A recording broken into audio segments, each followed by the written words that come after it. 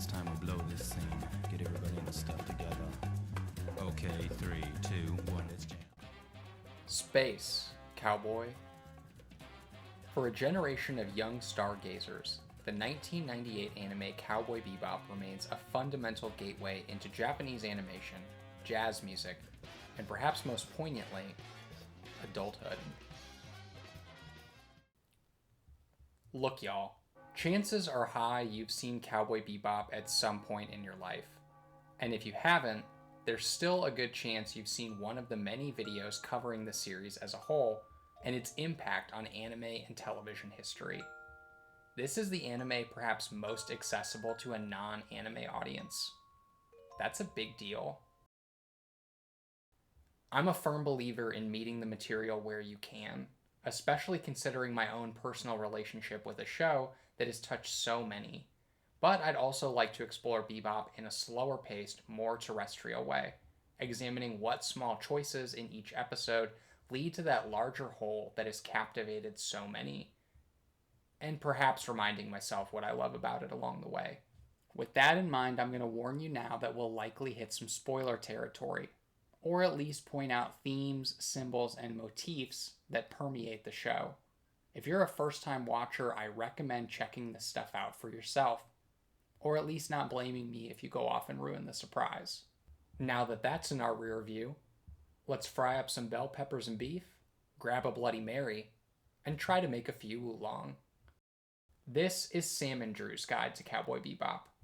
Get ready, we're entering hyperspace.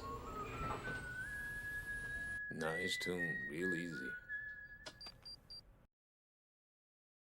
While Cowboy Bebop endeavors to give us a taste of the future, with a colonized Mars and consumer spacecraft featuring heavily throughout the series and even our first episode, we're acquainted with the world in a decidedly old-fashioned way.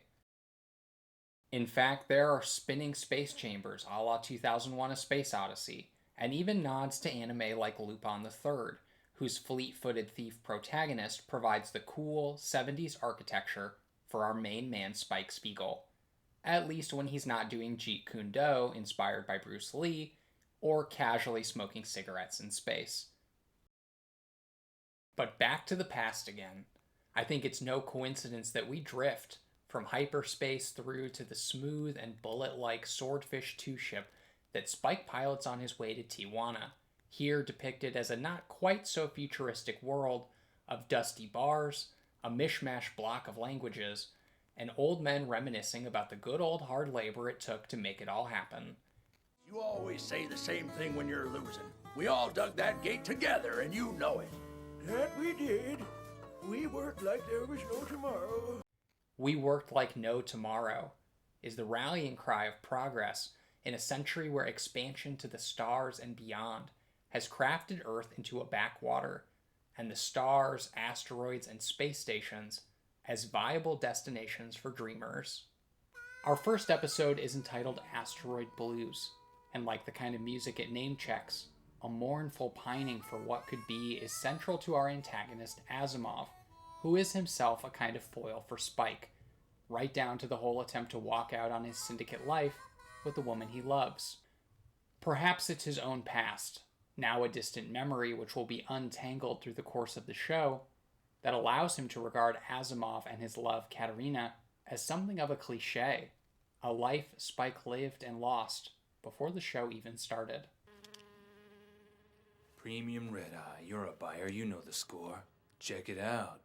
Is that real Bloody Eye? It's a seedy touch that perfectly captures the grimy, gangster noir tone that will come to define the show.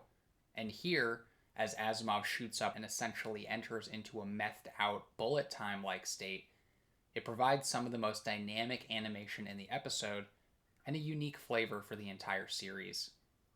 This, along with the high-octane combat scenes set to the dynamic music of Yoko Kanno, manages to highlight the major strengths of the series in one compact and archetypal episode. But that's not to say this particular bounty isn't vital to Spike and Jet. After all, their dinner is on the line. And while they may have been nabbing bounties before the episode started, Spike's penchant for destroying everything around him in pursuit of the perp means their funds are perpetually dry, their bellies are perpetually empty, and Spike's ego is still largely intact. Asimov is just a small fry to Spike, who uses the episode to establish his own personal code.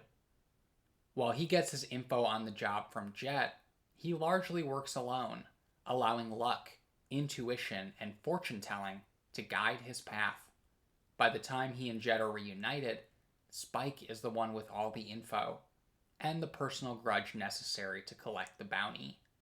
From there, it's a fairly clear tragic arc that exemplifies the desire to leave Earth as a motivating factor for Asimov and Katerina's extreme actions. There's a nice overarching note present about Asimov, who has been to space before, using it as a sort of carrot to dangle in front of his girlfriend to convince her to accompany him in his illegal activities. Let's go, Asimov, like you promised. I want to get out of this life. I know that I can be happy on Mars. She echoes a constant refrain to leave it all behind once they get to space. They do arrive there, of course, in the end, but to tragic results. Just like the Blues, there is a sense of loss here. A squalid lust for life ground into dust and glass, just as quickly forgotten. Before we know it, we're back on the Bebop, a near mirror of what we saw at the beginning of the episode. It's ready. What is it? Special bell peppers and beef. Nothing too much has changed, really. And yet now we're keyed into the melody. From here, as we gain more crew members and a deeper sense of just who these bounty hunters are, things will really take off.